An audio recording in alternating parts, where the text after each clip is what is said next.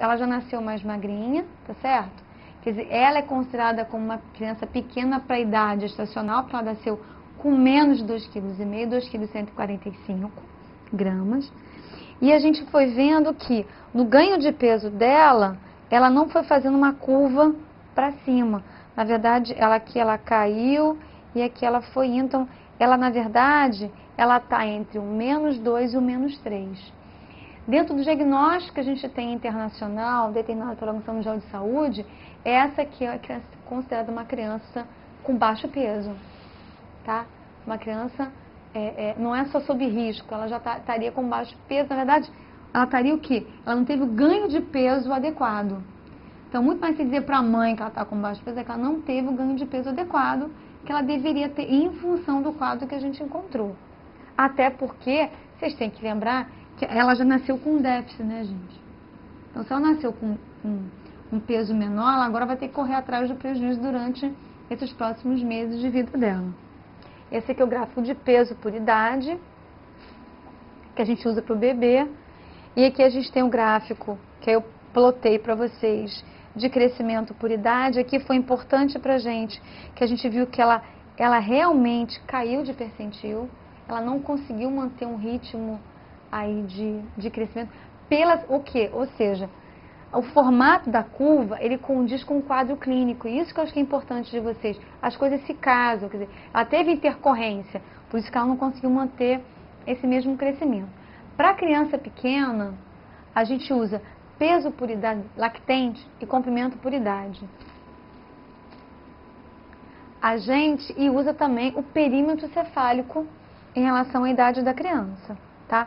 E essa aqui você vê que não está na mesma linha assim, mas você vê que ela conseguiu manter o crescimento do cérebro. Isso pra gente já é uma certa tranquilidade, que mal bem e não comprometeu a questão desse momento super importante da formação dos neurônios, da bainha de mielina, que tem uma formação muito importante nesse primeiro ano de vida, tá? Então, como é importante vocês colocarem as informações, porque as pessoas têm um gráfico na caderneta e ninguém anota.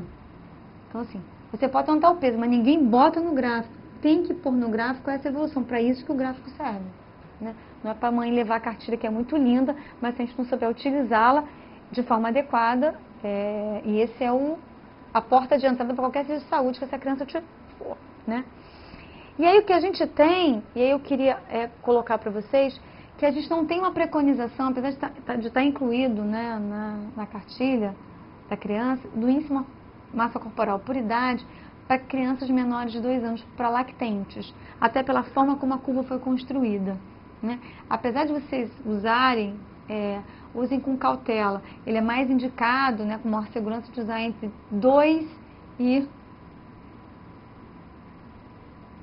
120 anos, índice de massa corporal. Só que, em relação a gráfico, a gente usa de 2 até os 19 anos de idade, esse gráfico de índice de massa corporal em relação à idade.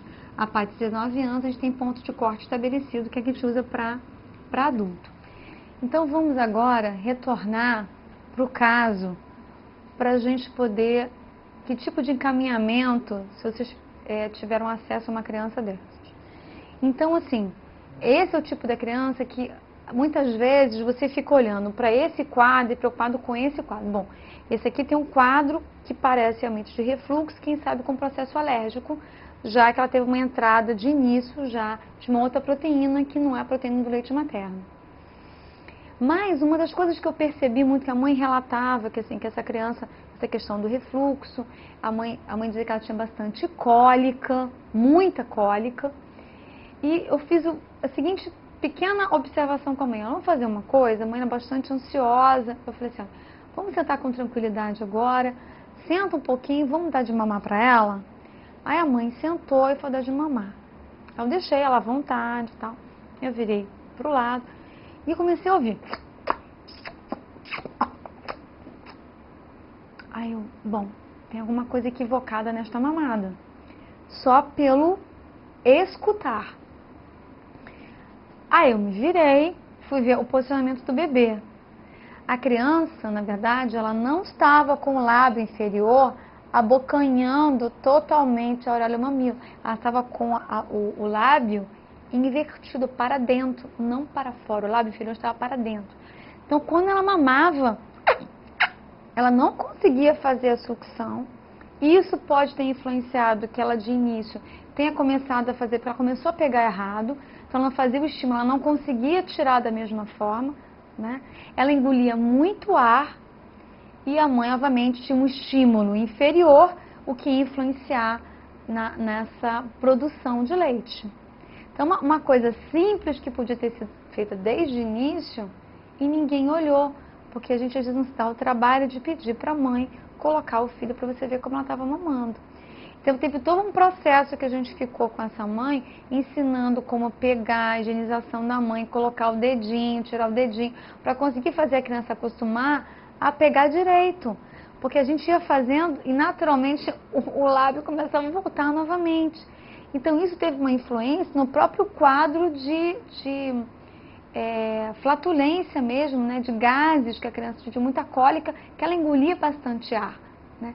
Não quer dizer que aqui vocês não tivessem que encaminhar a criança, essa que é uma criança, para encaminhar para o serviço de saúde, porque essa mulher também tem que ser acompanhada por todo o quadro na gravidez que ela teve. A orientação, porque ela tinha alguns tipos de produtos, então ela bebia café, que a gente estava falando para reduzir um pouco, ela gostava de café bastante concentrado, às vezes até aquele café expresso, né, que tem uma concentração de cafeína muito maior. Essa questão que a gente sempre tem que ter um cuidado, né, porque a soja, nesse caso aqui, ela pode, essa fração proteica, passar via leite materno e sensibilizar a criança via leite materno, né? Então, fazer algumas correções assim com essa mãe. E aí, uma coisa que é muito importante, que eu quero colocar para vocês, que existe uma informação muito equivocada em relação à soja. E eu queria que você, nesse caso, encaminhasse a criança e o mais rapidamente para que fosse suspensa totalmente qualquer formulação infantil à base de soja. Existe uma regulamentação internacional de que a gente não ofereça nenhuma bebida, ou bebida piorou, né? Porque a proteína, a qualidade é muito inferior. Mas qualquer bebida e formulação infantil à base de soja para lactentes. Isso é uma regulamentação internacional. E a gente viu várias consequências em relação à soja para o bebê, né? Então tenham muito cuidado, porque existe um interesse econômico em cima da soja. Então a gente tem que ter muito cuidado de que isso não pode ser prescrito. Excesso de consumo de alumínio, excesso do consumo de fitoestrógenos, que já tem sido atestado com vários problemas, inclusive retardando a puberdade das crianças. Então a gente tem que ter muito cuidado em encaminhar essa criança para uma revisão detalhada, para ver se esse quadro foi realmente alérgico ou não, e fazer uma orientação adequada. E aqui o que vocês podem fazer?